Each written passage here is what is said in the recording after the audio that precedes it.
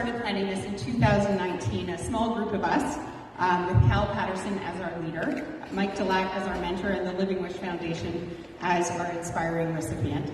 So much has changed in these 3 years, but here we are today, and the puck is going to drop, finally.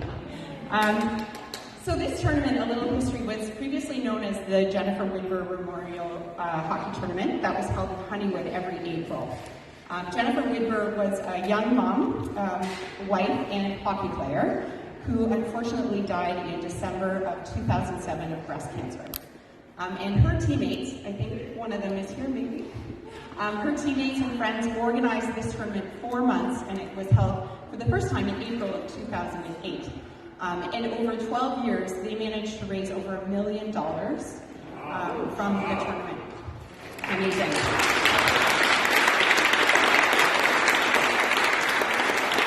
So I was really lucky to play in the final year of the tournament. And Lisa actually very kindly said, oh, why don't I introduce you to Mike Delac, Jennifer's husband and the organizer of the tournament, and see if he can mentor you, because she knew I was trying to get something like that started. And Mike, I'm sorry he's not here right now, he will be later when his team comes. Mike is the most gracious, down-to-earth gentleman. I believe he was crushing beer cans and cleaning up the garbage as I was talking to him. And not only did he agree to mentor me, but he, without hesitation, offered to hand this tournament down to us. So just a big thank you to Jennifer Widber and to all of her friends and to Mike and the teammates who got this tournament started 14 years ago for women over 30 to play hockey, and it's a real honor to continue this tradition.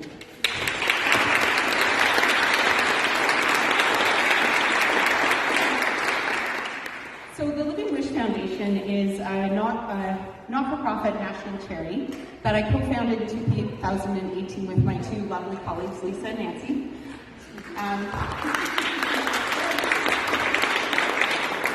You may all have heard of Make-A-Wish Foundation, which grants end-of-life wishes to children.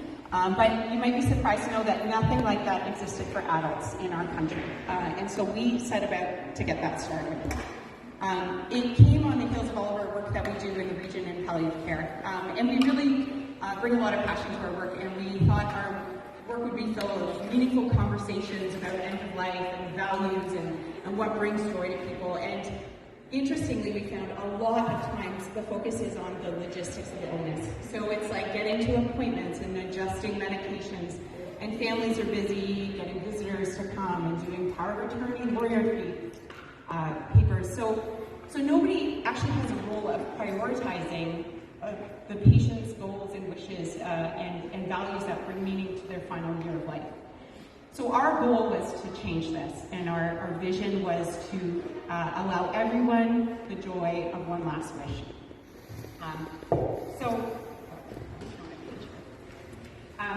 So how did we do that? That was our vision. We just had a vision, and then we had to do a lot of work. But the very first thing that we did was to get a good board together, and several of our board members are here today. And the very first person I reached out to be on this board was Cal Patterson. I hadn't talked to Cal since he did the opening of my family medicine clinic in Wasaganich in 2006, and I kind of just blind called him out of the blue and said, do you like this idea? Do you want to help us out? And Cal immediately, in his gracious way, said he'd be honored to help, and he thanked me profusely for asking him. Of all the decisions we made in that first year, bringing the charity to life, having Cal on our board was by far the best one. Yes.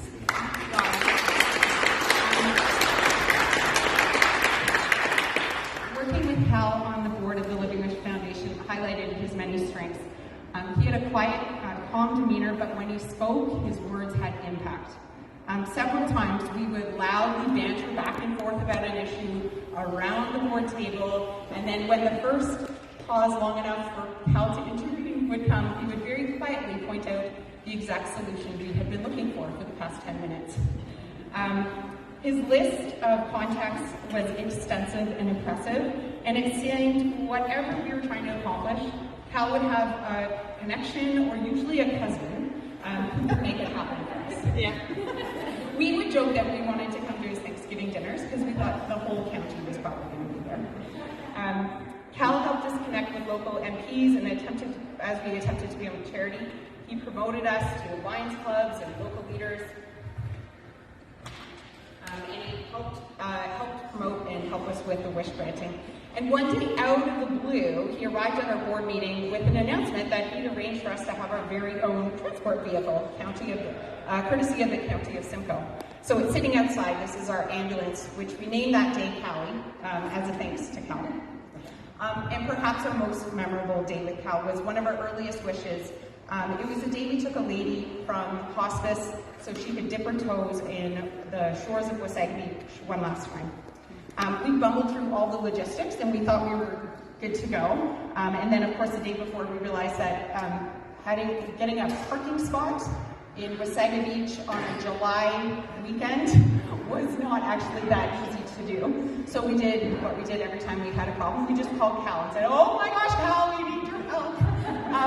And he got on the phone very calmly, and he had, what did he have? Within an hour, he'd spoken to the mayor.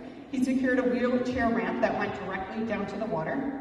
He arrived the next morning with a floating, water-friendly wheelchair and a parking permit for the taxi. Our next obstacle was a loud gaggle of intimidating teenagers who were clustering around this designated area. And with extreme grace, Cal wandered over to them, chatted with them for a bit, and at the end they were all shaking hands like they were old friends, and these teenagers picked up all their stuff and just politely moved away. The icing on the cake that day was that, which truly marked Cal as a connoisseur of Wasaga Beach.